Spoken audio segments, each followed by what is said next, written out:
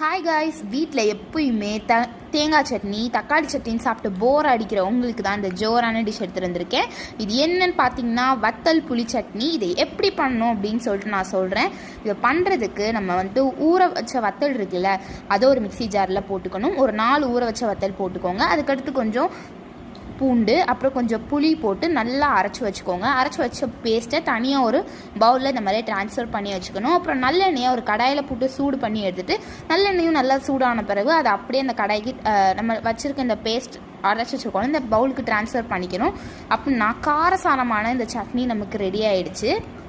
மாதிரி சூடாக ஒரு சாதா தோசை ஊற்றிட்டு அது கூட இந்த சட்னியை வச்சு சாப்பிட்டு பாருங்களேன், சூப்பராக இருக்கும், அல்டிமேட்டாக இருக்கும் டேஸ்ட்டு. கண்டிப்பாக வீட்டில் எல்லாருமே ட்ரை பண்ணி பாருங்கள், ரொம்பவே சூப்பராக இருக்கும்.